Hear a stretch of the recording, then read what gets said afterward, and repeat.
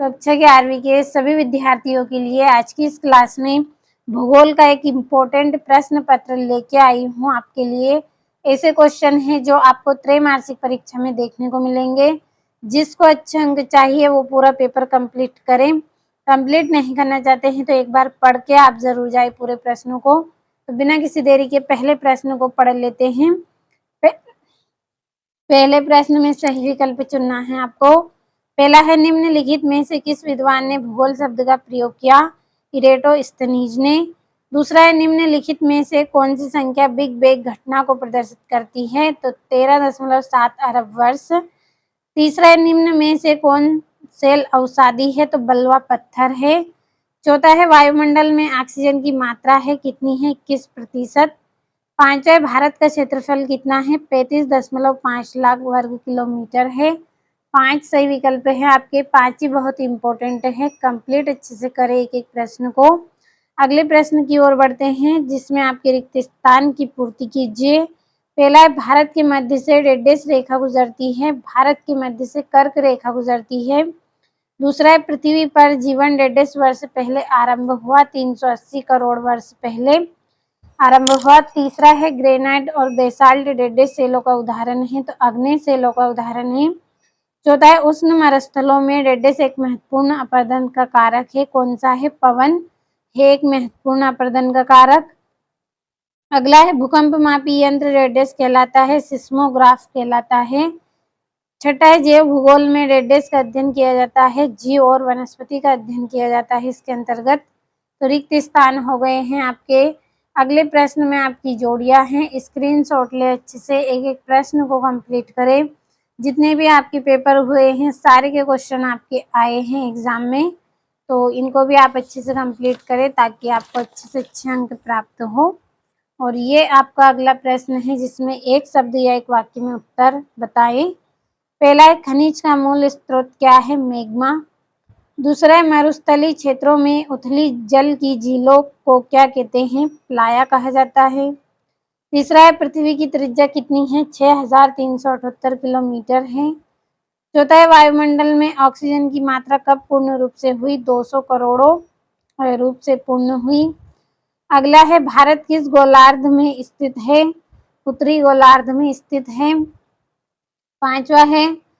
छठा है, कश्मीर हिमालय का कौन सा भाग ठंडा मरुस्थल कहलाता है? उत्तरी पूर्व भाग ठंडा मरुस्थल कहलाता है। अगला है, सत्य असत्य बताइए। पहला है, हिमानी लटकती घाटी बनाती है? क्या बनाती है? ये आपका सत्य रहेगा, हिमानी लटकती घाटी बनाती है। दूसरा है, पृथ्वी की सतह एक रूप है? तो यह असत्य। तीसरा है, गैसों के झुंड से निर्मित विशाल ग्रह को जोवियन ग्रह कहते हैं? तो ये आपका सत्य रहेगा। चौथा है, सोना और चांदी एक तत्वीय खनिज है? तो ये आपका सत्य। पांचवा है, मालदीव बंगाल की खाड़ी में स्थित द्वीपीय देश है? तो ये आपका सत्य। छठा है, हिमालय की उत्पत्ति से पूर्व यहाँ पर 33 नगर था? तो ये आपका सत्य। लीजिए स्क्रीनशॉट यहाँ से। इसके बाद अगले प्रश्न को पढ़ेंगे। अब बढ़ते हैं, ये हमारे जो 2-2 नंबर के इम्पोर्टेंट प्रश्न हैं। भूगोल की एक परिभाषा लिखिए। जीव भूगोल क्या है? सातवां, हमारे मंडल से क्या क्या पाया जाता है? आठवां, भूकंपी तरंगों के छाया क्षेत्र क्या है? नौवां है, खनिज क्या होते हैं? उदाहरण सहित दीजिए, बताइए। और 10वां, बरखान किसे कहते हैं? ये कहाँ पाए जाते हैं? तो आप यहाँ तक इतने प्रश्नों का स्क्रीनशॉट ले। 11वें 12वें तक संपूर्ण भारत के तट रेखा की लंबाई और पश्चिमी तटीय मैदान पर कोई डेल्टा क्यों नहीं है? तो स्क्रीनशॉट लेकर कंप्लीट करें। अगले प्रश्न की ओर हम बढ़ते हैं। तो ये यहाँ से है आपका, अफवाह से क्या तात्पर्य है?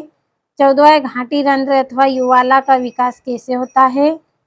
15वां, पी तरंग में अंतर बताइए। और 16वां है, भौतिक भूगोल तथा मानव भूगोल में अंतर बताइए। 3-3 नंबर के प्रश्न हैं आपके।